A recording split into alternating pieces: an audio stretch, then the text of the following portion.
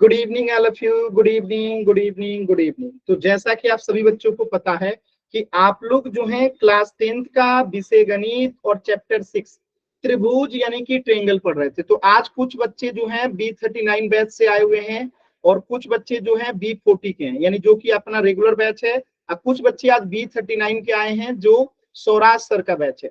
तो केवल आज की क्लास आपकी मैं ले रहा हूं, आगे से आपकी जो भी क्लासेस होंगी वो कौन लेंगे? सौराज सर ही लेंगे। तो चिंता नहीं करनी है, केवल आज की क्लास। और आज हम लोग क्या पढ़ने वाले हैं जो आप ऑलरेडी जो है पढ़ चुके हैं, यानी हम कुछ नया नहीं करेंगे, वही चीज को रिवीजन करेंगे फास्ट तरीके से।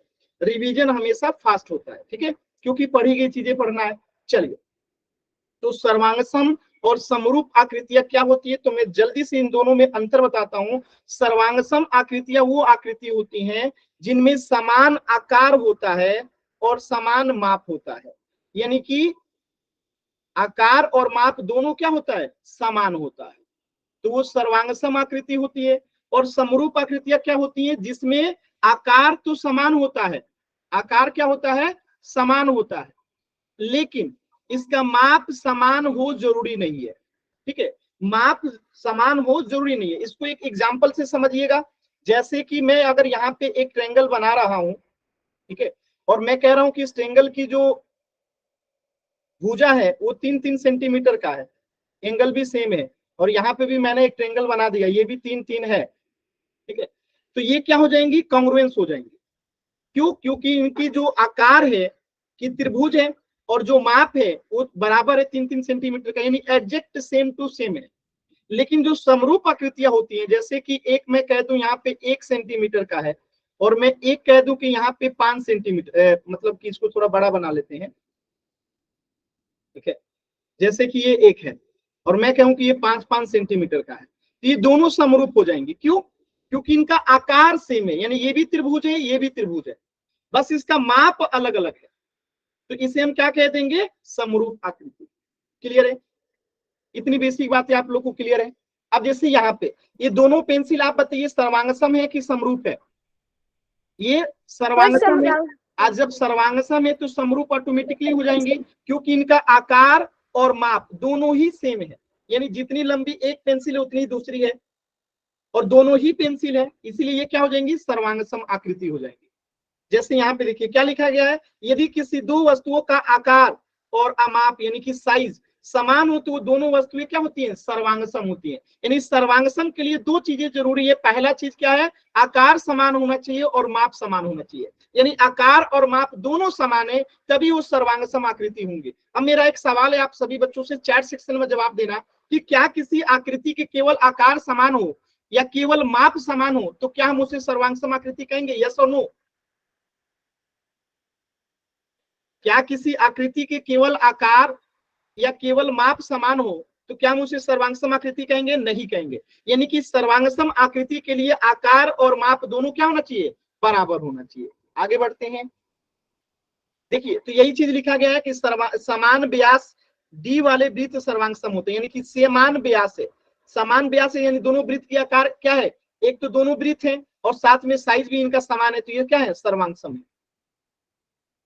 अब जैसे यहाँ पे एक क्वेश्चन है, क्या लिखा गया है? सर्वांगसम आकृति, यानी दो आकृतियां जिनके समान आकार और समान माप हो वो सर्वांगसम आकृतियां है। ये 5, ये भी 5, ये 7, ये भी 7, ये 4, ये भी 4, तो ये क्या हो गई? दोनों सर्वांगसम आकृति हो गई। ठीक है, देखिए क्लियर है? अब जैसे यहाँ 5, अब आप इसको चेक करके बताइए क्या ये सर्वांगसम आकृति है कि नहीं है? क्या ये सर्वांगसम आकृति है कि नहीं है ना? क्योंकि इनकी आकार जो है और माप जो है दोनों ही बराबर है। ये 7 है, ये भी 7 है, ये 5 है, ये भी 5 है, ये 4 है, ये भी 4 है। बात समझ में आया? Yes sir. आगे बढ़ते हैं। अब देखिए, सर्वांगसम आकृतियों की दो शर्तें होती है। उनकी संगत कोण बराबर होने चाहिए और संगत भुजाओं की माप जो है बराबर होनी चाहिए। ठीक है, एग्जाम्पल के तौर पे देखिए, अगर मैं इस दो त्रिभुज की बात करूं तो मैं कह सकता हूं कि एंगल सी जो है किसके बराबर है? एंगल एफ की। अगर मैं बात करूं एंगल बी जो है किसके बराबर है? एंगल ई के। अगर मैं बात करूं एंगल ए की तो एंगल ए किसके बराबर है? एंगल डी की। यानी कि कोण इसके क्या हो गए, संगत कोण जो है बराबर हो गए। अब अगर इनकी भुजाओं का रेशियो देखेंगे तो हम लिख सकते हैं कि BC बट्टा में F E, sorry E F, एक सेकेंड,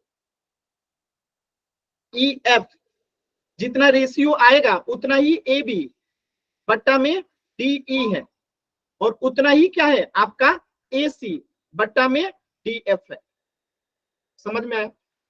तो ये अनुपात बराबर है, यानी कि संगत भुजाओं की माप भी आपस में क्या है, बराबर है।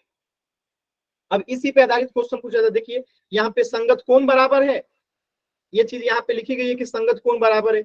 ऐसे ही आप आगे देखेंगे यहाँ पे क्या है, ये दोनों भुजाएं आपस में बराबर है, तो इसे हम क्या कहेंगे कि ये संगत भुजाएं जो है बराबर है।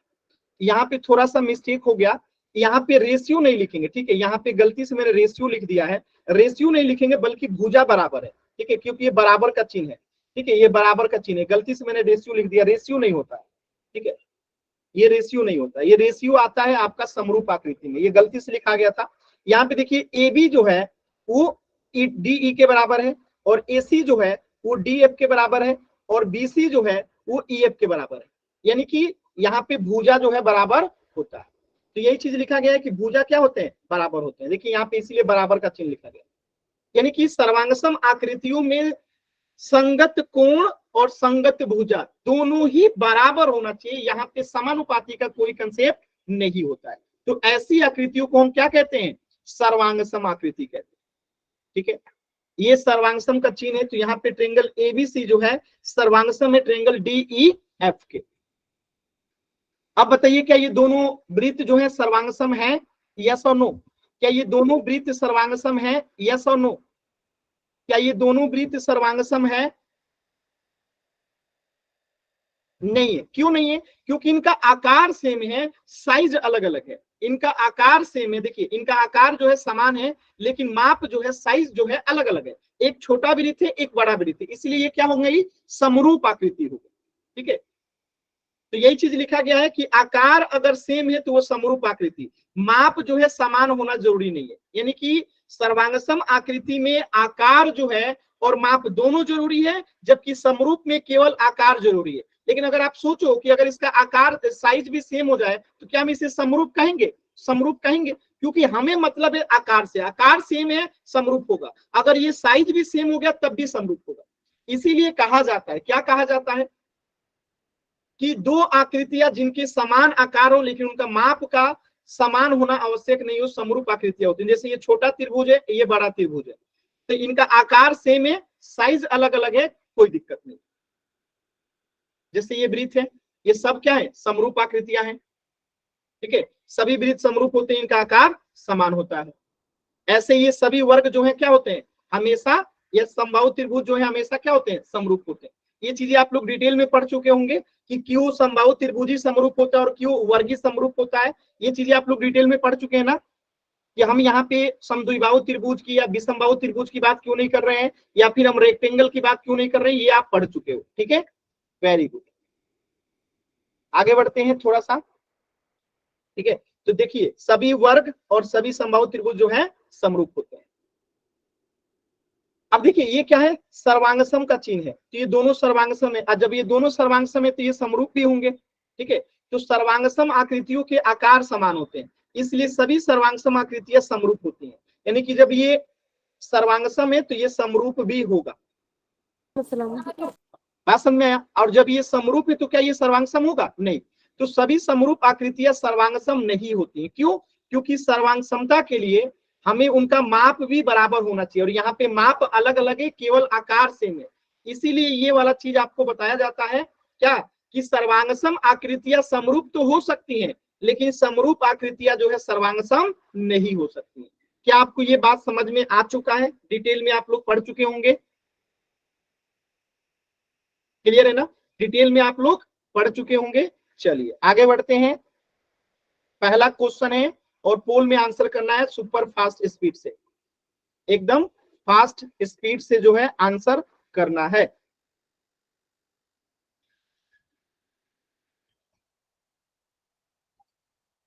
चल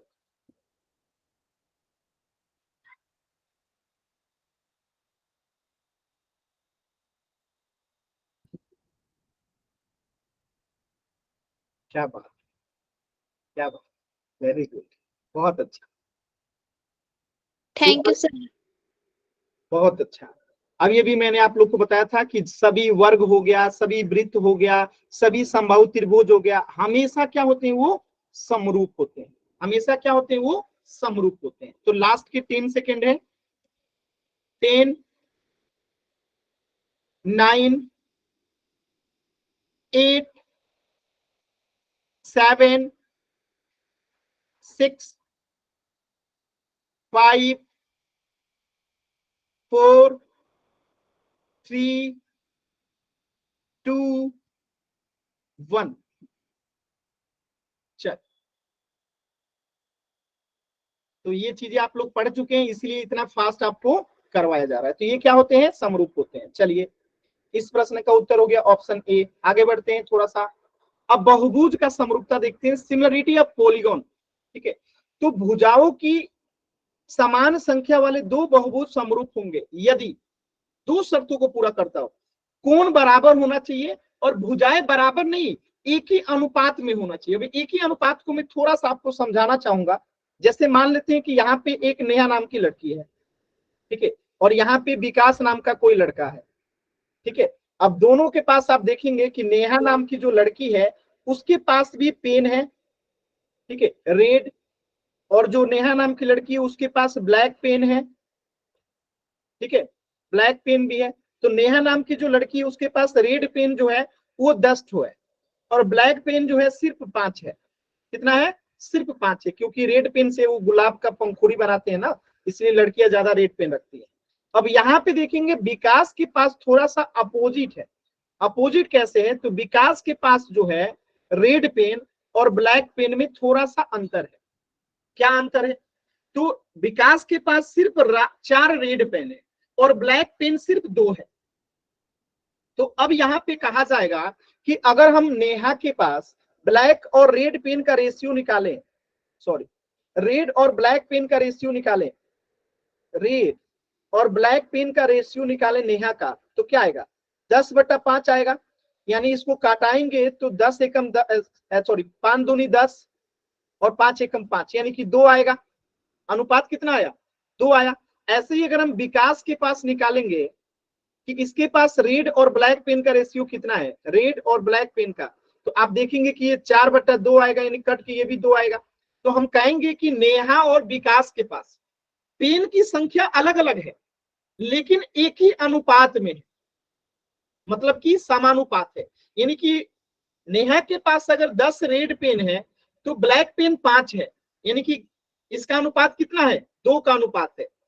ऐसे ही विकास के पास अगर रेड पेन 4 है तो ब्लैक पेन 2 है, यानी कि अनुपात क्या है, इसका भी 2 है। यानी कि ये समानुपात है, यानी एक ही अनुपात में होता है, उसे समानुपात कहते हैं। तो समानुपात आप समझ गए होंगे कि ये बराबर होना जरूरी नहीं होता है, ये बराबर होना जरूरी नहीं होता है, बस अनुपात बराबर होना चाहिए, रेशियो बराबर होना चाहिए।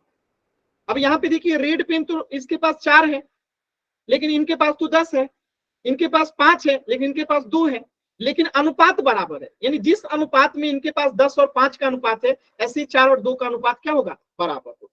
तो अब हम समझ चुके हैं यहाँ पे दो चीजें कि हमें किसी बहुभुज की समरूपता के लिए 2 शर्तें जोड़ी है, कोण बराबर होना चाहिए, भुजाएं एक ही अनुपात में होना चाहिए। अब आगे देखिए, जैसे यहाँ पे आप देख सकते हैं कि भुजाओं की समान संख्या वाले, यानी इसमें भुजाएं दोनों में 4-4 है, तो इसके लिए शर्त क्या है कि कोण बराबर हो। तो देखिए कोण आपको बराबर दिख रहा है, चिन्ह से कोण बराबर दिख रहा है, और इनका अनुपात आपको बराबर दिखेगा। कैसे बराबर दिखेगा, तो देखिए अगर मैं कहूं कि ये 2 सेंटीमीटर है और ये 4 सेंटीमीटर, मैं कहूं ये 8 सेंटीमीटर है, ये 16 सेंटीमीटर, मैं कहूं ये 12 सेंटीमीटर है, ये 24 सेंटीमीटर है, मैं कहूं कि ये 3 सेंटीमीटर है, ये 6 सेंटीमीटर है, आप इनका अनुपात निकाल के देखिए ये बराबर आएंगे। कैसे आएंगे, तो देखिए इसको हम लिखेंगे ऐसे कि एंगल ए बराबर है एंगल पी के, एंगल डी बराबर है एंगल एस के। आप ध्यान से देखते चलिएगा, एंगल डी एस के हो गया ना, हाँ, एंगल बी जो है बराबर है एंगल क्यू के, और एंगल सी जो है बराबर है एंगल आर के। तो जब कोण बराबर हो गया, पहला शर्त। अब अगर हम इनका अनुपात देखते हैं तो ये वाला भुजा लेते हैं एडी, इसका बट्टा करते हैं पी एस, तो आप देखिए फिर ए बी लीजिए, ये वाला ए बी, अब बट्टा में लीजिए पी क्यू बराबर, आप लीजिए सी डी या डी सी, बट्टा में लीजिए एस आर बराबर, आप लीजिए बी सी, अब बट्टा में लीजिए क्यू आर। ये जब आप निकालेंगे ना तो ये बराबर आएगा, कितना आएगा 1/2 आएगा। निकाल के आप देखिए, जब आप ए डी बट्टा पी एस करेंगे तो कितना आएगा, ए डी बट्टा पी एस करेंगे तो 1/2 आएगा, ए बी बट्टा पी क्यू करेंगे तब भी 1/2 आएगा, बी सी बट्टा एस आर करेंगे तब भी 1/2 आएगा, यानी कि ये एक ही अनुपात में है। तो इसलिए ये क्या हो जाएगा, दोनों आकृति समरूप हो जाएगा। क्या आपको बात समझ में आया? क्या आप सभी को बात समझ में आई, क्लियर है? आगे बढ़े, वेरी गुड। चल देखिए, ये चीज यहाँ लिखा गया है कि एंगल बराबर है और ये समान अनुपात में भी है। यहाँ पे अनुपात लिखा गया है कि सब आपस में बराबर है, ठीक है, संगत भुजा एक ही अनुपात में, इसीलिए ये क्या हो जाएंगे, समरूप हो जाएंगे। तो ये समरूप का चिन्ह है, ठीक है। जैसे ये ताजमहल है, ये भी ताजमहल है, ये भी ताजमहल है, ये भी ताजमहल है, तो इनका देखेंगे कि क्या है, आकार जो है सेम है, यानी कि ये भी ताजमहल, ये भी ताजमहल, ये भी तीनों ताजमहल है, लेकिन साइज एक ही अनुपात में। एक ही अनुपात का मतलब क्या है, इस छोटे को बड़ा कीजिए तो ये मिल जाना चाहिए, और इसे बड़ा कीजिए तो ये मिल जाना चाहिए, मिलेगा, एकदम मिलेगा। तो इसी को हम कहेंगे कि नीचे दी गई आकृति क्या है, समरूप आकृति है। अब इस क्वेश्चन को चेक कीजिए और बताइए कि क्या ये समरूप है कि नहीं है, यस और नो, क्या ये दोनों आकृति समरूप है कि नहीं है?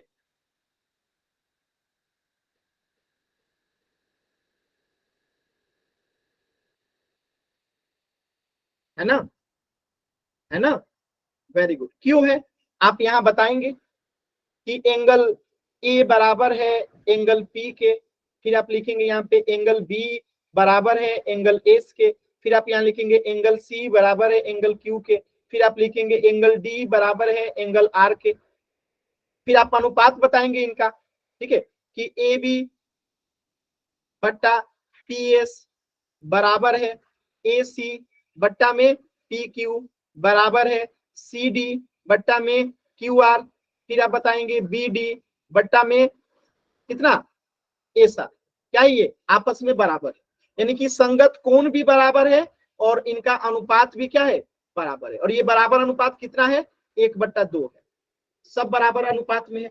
तो क्या कहेंगे कि ये समरूप है। क्या है ये, समरूप है। क्लियर है सभी बच्चों को? चलिए आगे बढ़ते हैं, इसे चेक कीजिए और बताइए कि क्या ये समरूप है कि नहीं है। इसे चेक कीजिए और बताइए क्या ये समरूप है कि नहीं है, यस और नो, है ना, समरूप है ना, वेरी गुड, वेरी गुड। चल तो आप समझ गए होंगे, एंगल लिखेंगे, रेशियो निकालेंगे, सेम टू सेम आएगा, ठीक है। चलो तो अब हम पोल में क्वेश्चन करते हैं फास्ट। इन दोनों क्वेश्चन को देखिए और देख के आंसर कीजिएगा पोल सेक्शन।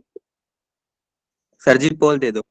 दे रहा हूं, दे रहा हूं, दे रहा हूं, पोल दे रहा हूं बाबू, दे रहा हूं।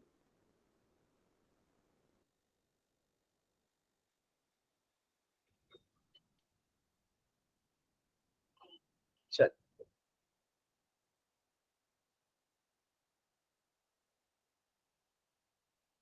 ये समरूप है कि नहीं है, एक बच्चे का आंसर गलत हो गया,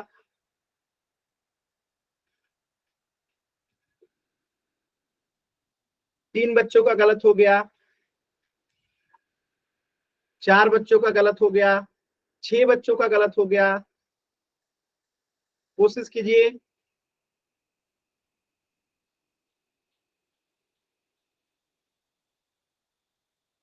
सभी बच्चे आंसर करेंगे, सभी बच्चे आंसर करेंगे।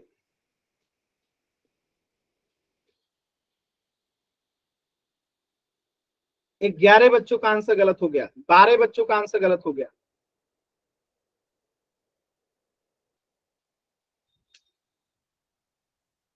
लास्ट की 20 सेकेंड, लास्ट की 20 सेकेंड। 14 बच्चों का आंसर गलत हो गया,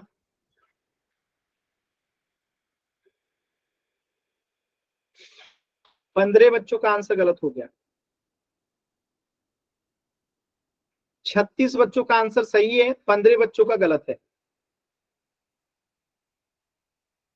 लास्ट के 20 सेकेंड आंसर कीजिए सभी बच्चे।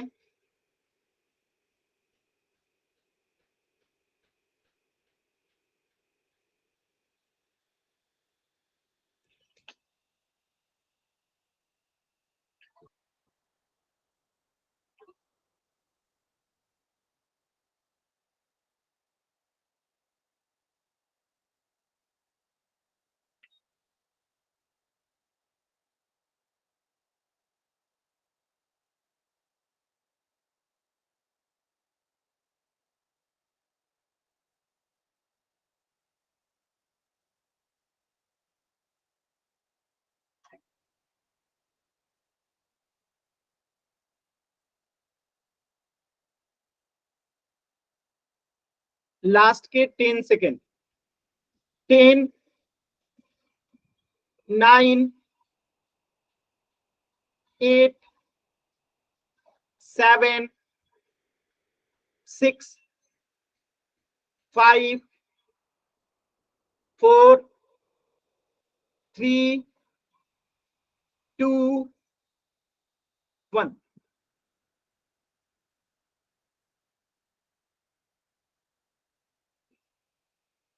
देखिए बहुत सिंपल क्वेश्चन था। एक बात ध्यान रखिएगा हमेशा, ये जो चिन्ह होता है इसका मतलब होता है 90 डिग्री। इसका मतलब क्या होता है 90 डिग्री। तो ये हर कोण यहाँ पे क्या है 90 डिग्री का है।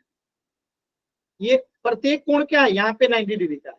लेकिन अगर ये यहाँ पे चिन्ह नहीं बना है तो इसका मतलब ये कि 90 नहीं है, बाकी कुछ भी हो सकता है, 90 नहीं है। यानी कि यहाँ पे एंगल जो है बराबर नहीं है। आज जब एंगल बराबर नहीं है मतलब कि ये समरूप नहीं है। क्यों? क्योंकि समरूप के लिए दो शर्तें हैं, कोण बराबर होनी चाहिए और भुजाएं एक ही अनुपात में होनी चाहिए। तो भुजाएं तो एक ही अनुपात में है लेकिन कोण जो है बराबर नहीं है। क्योंकि अगर ये चिन्ह नहीं बना है मतलब कि ये एंगल 90 डिग्री नहीं है। बात समझ आया? क्योंकि 90 के अलावा कुछ भी हो सकता है, 90 नहीं हो सकता है। क्योंकि 90 रहता तो यहाँ पे इसका चिन्ह बना होता। समझ में आया? तो यहाँ पे एक शर्त तो पूरा हो रहा है कि भुजा समान अनुपात में है, यानी कि 1.5 का दुगुना, 1.5 का दुगुना, 1.5 का दुगुना और 1.5 का दुगुना, यानी कि इनका अनुपात तो बराबर है लेकिन एंगल बराबर नहीं है, इसीलिए ये समरूप नहीं है। जी ओ पी के तो 1.5 है भी नहीं। क्या क्या क्या क्या क्या क्या पीछे करियो जी एक बारी। हाँ जी ओ 1.5 तो है भी नहीं जी, चल रहा हो। क्या क्या हुआ?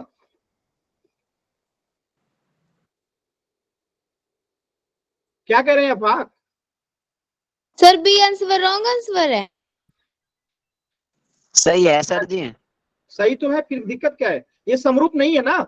समरूप के लिए दो चीजें चाहिए ना। जी मैं बता रहा था नहीं, जब पी के में जी बिंदी नहीं लग रही थी ना 1.5 में। अरे तो लग गई ना बिंदी, यस सर। लग गई ना। ठीक।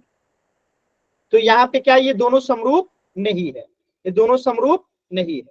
चलो इस क्वेश्चन को कीजिएगा, आप ध्यान से कीजिएगा, जल्दबाजी नहीं कीजिएगा, आराम से कीजिएगा, ध्यान से कीजिएगा, जल्दबाजी नहीं कीजिएगा। सर जी पोल दे दो। दे रहा हूं बाबू, दे रहा हूं। हम भी इंसान है, 4 ऑप्शन लिखना रहता है, क्वेश्चन नंबर लिखना रहता है, थोड़ा तो समय दिया करो।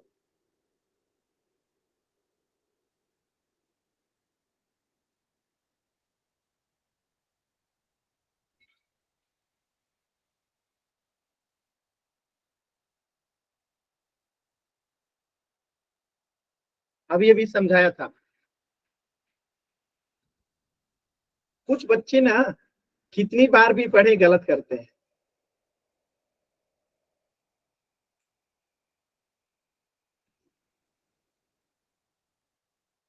सर थोड़ा हिंट दे दो। हिंट दे दे? ये आपके क्लास में पढ़ाया नहीं गया है अभी? सिमरन हो रहा है पहले से। सर मैंने कब पूछा? नहीं नहीं, ये कोई और सिमरन नाम से है। ये टॉपिक पढ़ा दिया गया है ना आपके बैच में? सर ये क्वेश्चन भी हो चुका है हमारा। यही तो मैं कह रहा हूँ, सौराज सर हमें बता चुके हैं, ये हमने पढ़ा दिया है, रिवीजन करा दियो। ठीक है, आपके सर ने ही बोला है क्या आप लोग पढ़ चुके हैं? अगर नहीं भी पढ़े तो अभी मैंने बताया तो।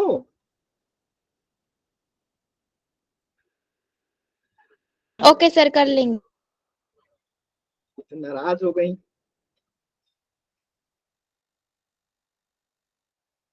चलिए लास्ट के 10 सेकेंड।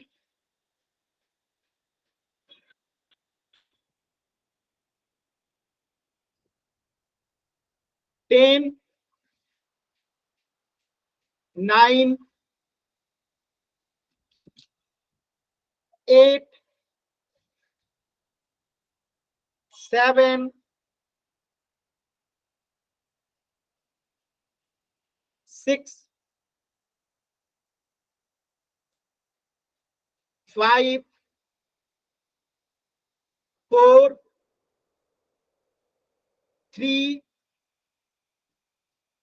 2, 1।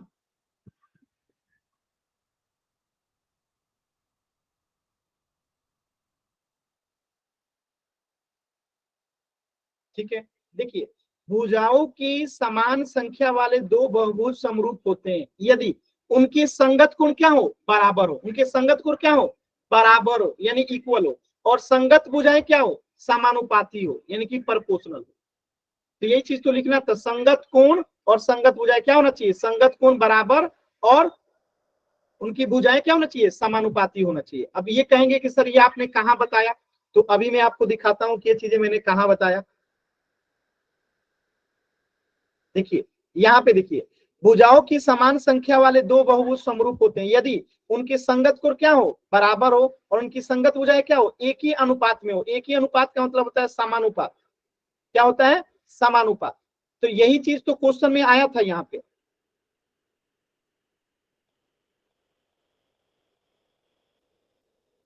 यही तो चीज था यहाँ पे क्वेश्चन में कि समान भुजाओं की संख्या वाले दो बहुभुज समरूप होते हैं यदि उनके संगत कोण क्या हो, बराबर यानी कि इक्वल हो, और संगत भुजाएं क्या हो, एक ही अनुपात यानी कि समानुपाती हो। क्लियर है?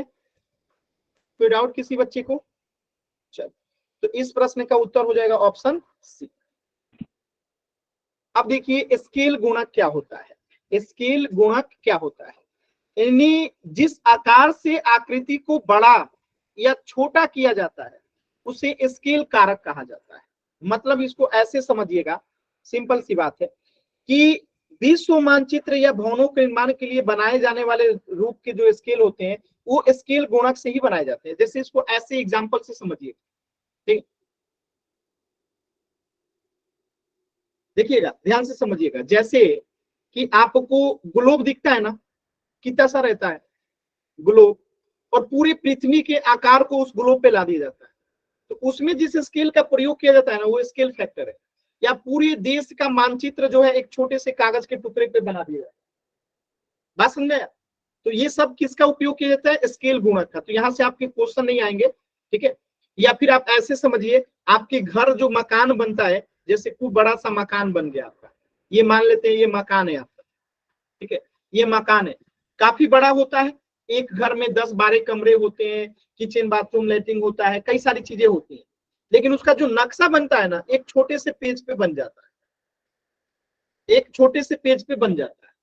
मतलब क्या है कि जिस आकार से आकृति को बड़ा या छोटा किया जाता है उसी को स्केल कारक कहा जाता है। यानी कि इस मैप से अब आपको बड़ा घर बनाना है बड़ा बनाइए, छोटा बनाना है छोटा बनाइए, यानी मैप यही है। तो इसी को स्केल गुणक कहते हैं, स्केल फैक्टर कहते हैं। तो यहां से आपके एग्जाम में क्वेश्चन नहीं आएगा। भारत का मैप। कोई सा भी मैप, भारत का, विश्व का, कोई सा भी मैप। अब देखिए त्रिभुजों की समरूपता, सिमिलरिटी ऑफ ट्रायंगल्स क्या होता है। सिमिलरिटी ऑफ ट्रायंगल्स की अगर बात करें तो दो त्रिभुज समरूप होते हैं कब, जब उसके संगत कोण बराबर हो और संगत भुजाएं एक ही अनुपात में। यानी दो शर्त है कि कोई त्रिभुज कब समरूप होगा, सिमिलरिटी होगा, जब उसके संगत कोण बराबर होंगे और संगत भुजाएं एक ही अनुपात में होंगे। जैसे मैं एक क्वेश्चन दे रहा हूं, आप सभी को आराम से करना है।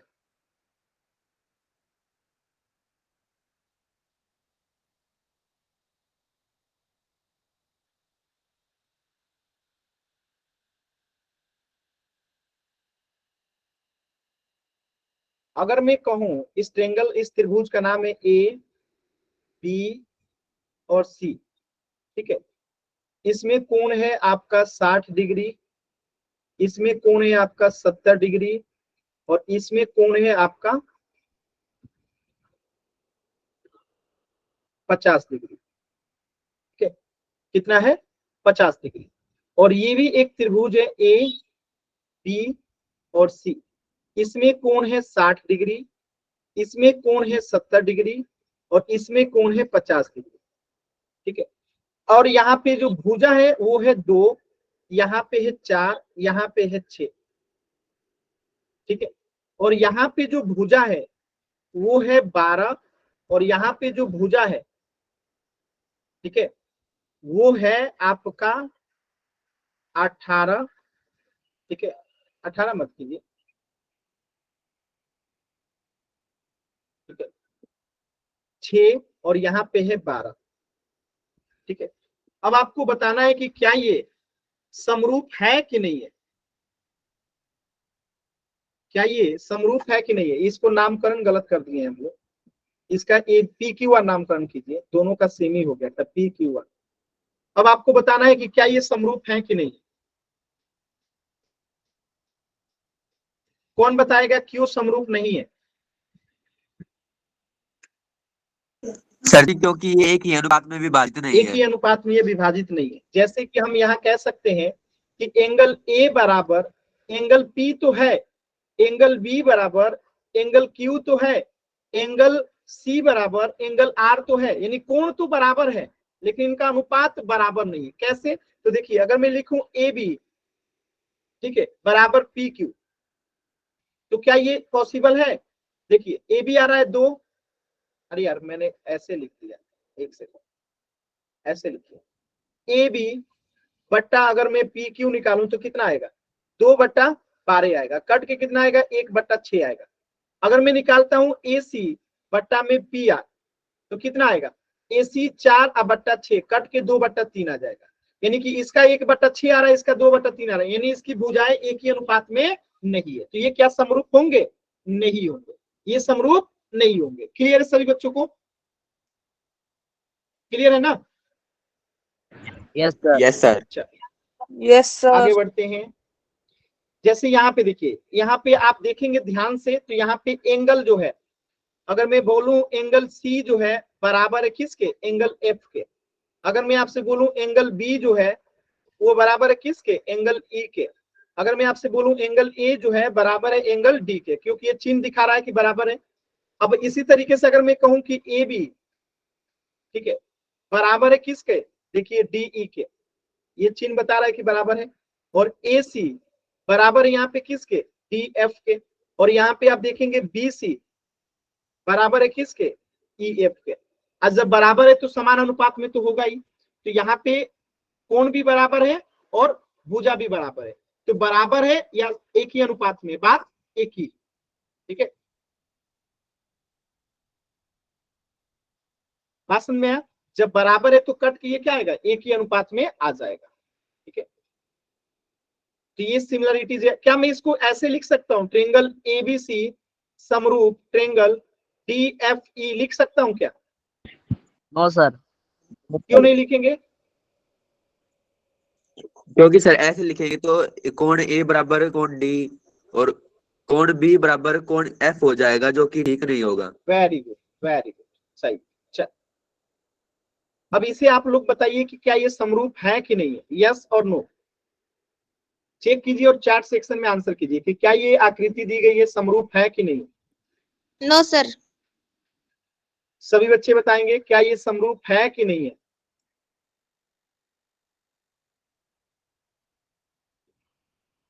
क्या ये समरूप है कि नहीं है?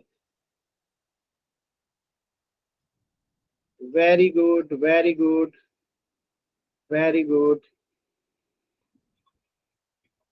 बहुत अच्छा, बहुत ही अच्छा, वेरी गुड, वेरी गुड। देखिए एकदम ध्यान से देखिएगा, बहुत सिंपल क्वेश्चन था। हम यहाँ लिख देंगे कि एंगल ए बराबर एंगल पी है, एंगल बी बराबर एंगल एस है, और एंगल सी बराबर एंगल एस है। यहाँ पे थोड़ा सा गलत हो गया है, यहाँ पे ए ओ कर लीजिए, क्यू कर लीजिए, ठीक है।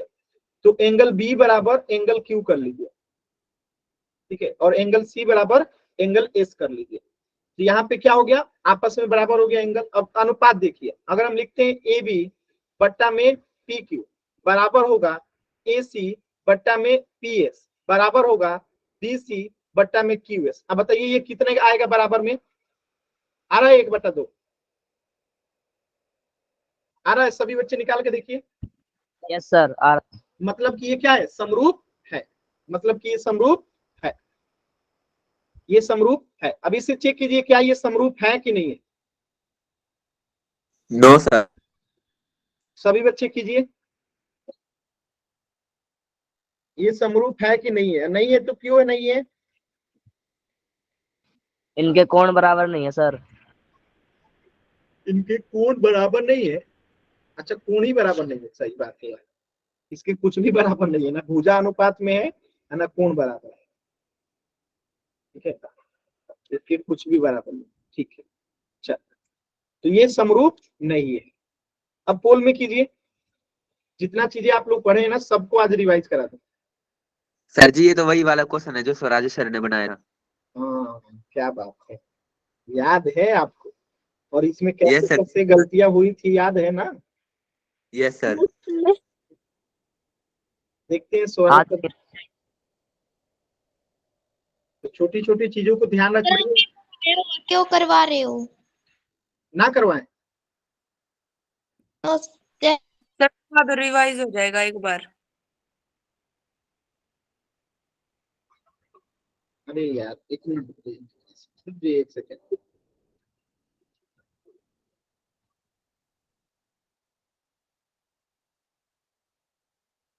रिवीजन कर रहे हैं ना हम लोग।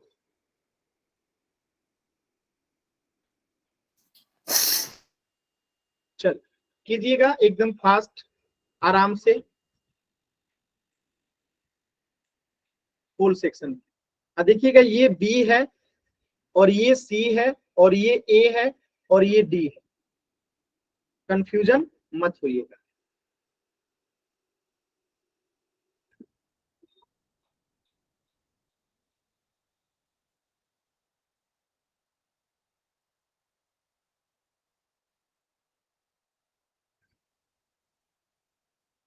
सभी बच्चों का आंसर एकदम सही आ रहा है, एक भी बच्चे ने गलत नहीं किया है। यानी ये दोनों ही क्लास में बहुत अच्छे से बताया गया है, क्योंकि ये थोड़ा सा कंफ्यूजिंग वाला था। कर दिया सर जी, एक बच्चे ने गलत। 2 बच्चों ने कर दिया। चलिए कीजिए कीजिए कीजिए कीजिए। सर ये पहले से ही हो रहा है। पहले से करवा दिया सर ये पहले सर ने। हाँ, तब भी देखिए 4 बच्चों का गलत हो गया।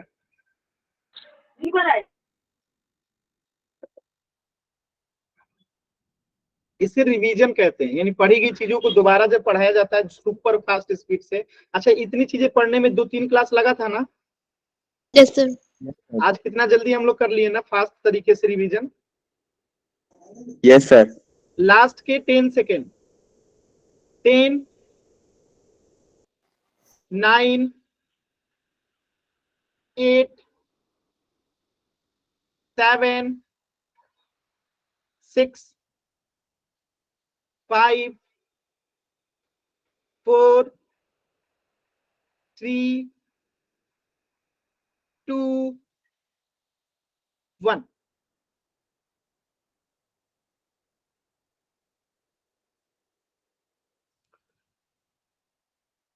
ध्यान से देखिएगा, बहुत सिंपल सी बात है, ज्यादा दिमाग नहीं लगाना है।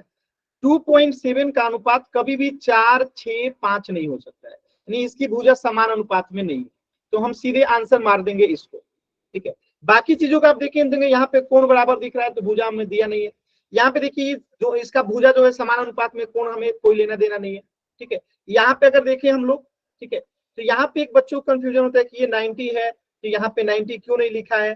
नहीं लिखा है, बट 1 मिनट के लिए मान लेते हैं कि अगर यहाँ 90 होगा तो बाकी चीजें तो बराबर हो ही जाएंगी। ठीक है, इसलिए इस पे ध्यान नहीं देना। मेन चीज ये था, आंसर सी हो जाएगा। चलिए, ऐसे ये क्वेश्चन मतलब ज्यादा सही उचित तरीके से क्रिएट नहीं किया गया है, बट ठीक है। अरे यार, इसे आप लोग तो देख ही चुके हैं आंसर, तो अब क्या ही डिस्कस करना है। कि क्या समबाहु त्रिभुज और समद्विबाहु त्रिभुज समरूप होंगे, तो आप कहेंगे नहीं। क्यों? क्योंकि यहाँ पे देखिए ये समद्विबाहु है आपका 6 6 एक समबाहु त्रिभुज और ये है आपका एक समद्विबाहु त्रिभुज। ठीक है, ये समद्विबाहु त्रिभुज है, ये समबाहु त्रिभुज है। क्या ये दोनों आपस में समरूप होंगे? नहीं होंगे। क्यों?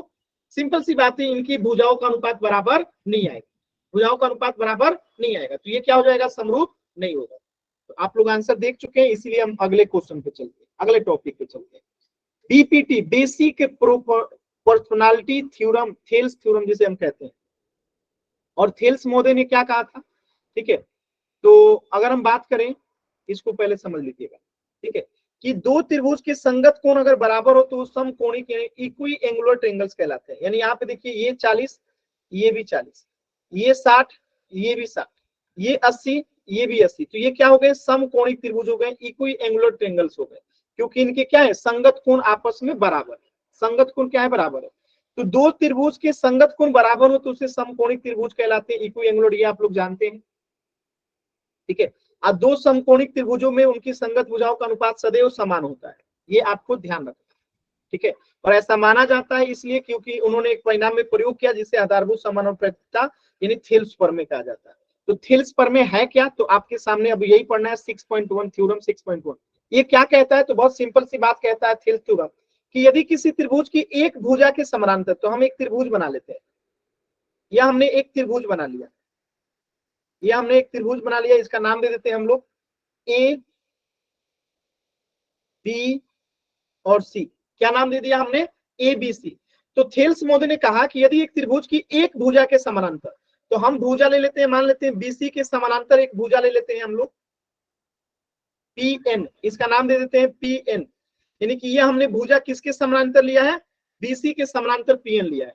तो एक भुजा के समानांतर अन्य दो भुजाओं के भिन्न भिन्न बिंदुओं पे यानी कि पी और एन पर प्रतिच्छेद करने के लिए एक रेखा खींची जाएगी। ये रेखा खींच दिए तो अन्य भुजाएं एक ही अनुपात में विभाजित होंगी, एक ही अनुपात में विभाजित होंगी, यानी कि ए पी बट्टा में पी बी हो जाएगा और ए एन बट्टा में बी सी हो जाएगा। कब?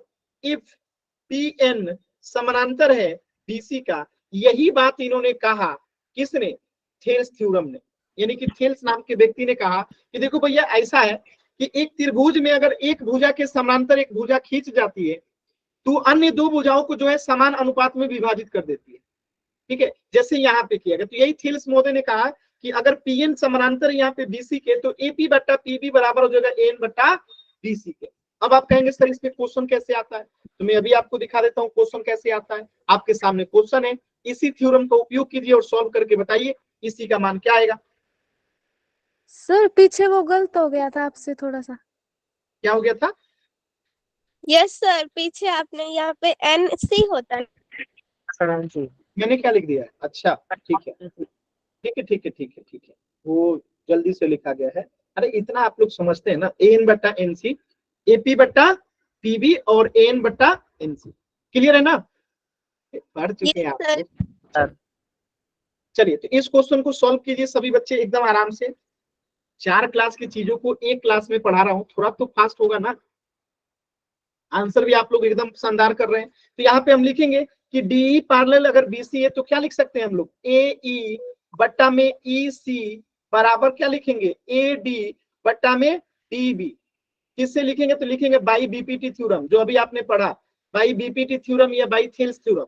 इसको हल करेंगे तो ए का मान कितना है? 1, इसी हमें निकालना है बराबर एडी कितना है? 1.5 और डीबी कितना है? 3।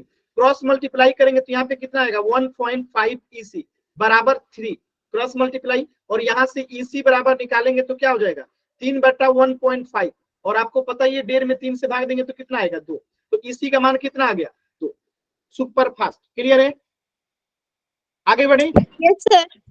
चल, वेरी गुड। इस क्वेश्चन को सॉल्व कीजिए। ए ई का मान निकालना है, ए ई का मान जो है आपको निकालना है।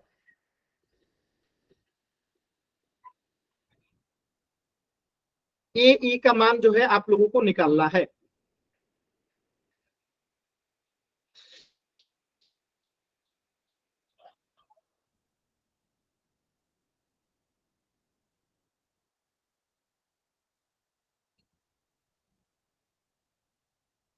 सेम टाइप का क्वेश्चन है, बहुत इजी क्वेश्चन है। क्या करेंगे हम लोग यहाँ पे, तो एडी बट्टा में डीबी किसके इक्वल होगा, एई बट्टा में ईसी का। तो एडी बट्टा डीबी तो हमें दे रखा है 3/4 और एई हमें नहीं पता है, तो एई को एई रहने दीजिए।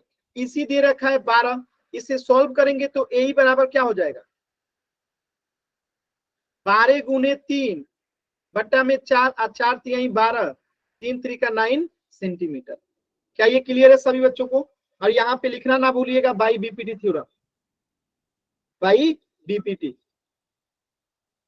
क्लियर है सभी बच्चों को? वेरी गुड, मुकेश नाम से जो बच्चे हैं वेरी गुड, क्लियर है ना? सर हाँ बताइए बताइए बताइए, किसी को कुछ कहना है तो बता सकते हैं। चलिए कीजिए थोड़ा इस क्वेश्चन को पोल में। Sir M06 question number 06। चलिए इस क्वेश्चन को कीजिए पोल सेक्शन में एकदम आराम से, ध्यान से, जल्दबाजी कोई भी बच्चा नहीं करेगा। बोल दे दो सर जी, कर लिया सो। दे रहा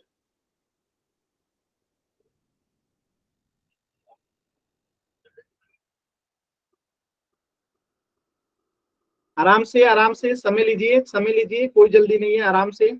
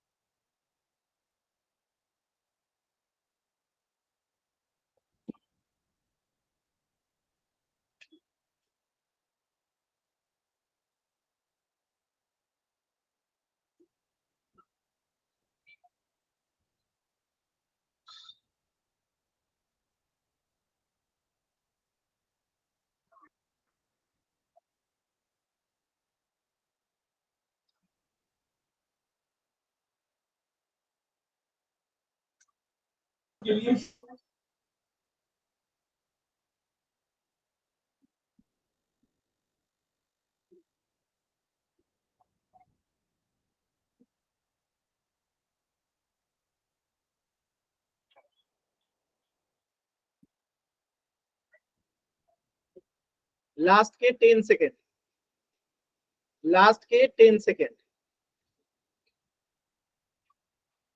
10 9 8 7 6 5 4 3 2 1। देखिए बहुत सिंपल क्वेश्चन था ये, अगर आप ध्यान से देखोगे क्वेश्चन बहुत सिंपल था। हमें यहाँ पे दे रखा है कि डीई जो है ये किसके समानांतर है, बीसी के। डीई अगर समानांतर है किसके, बीसी के, तो यहाँ से एक थेल्स थ्योरम से क्या आ जाएगा, ए डी बट्टा में बी डी बराबर हो जाएगा ए ई बट्टा में ई सी के।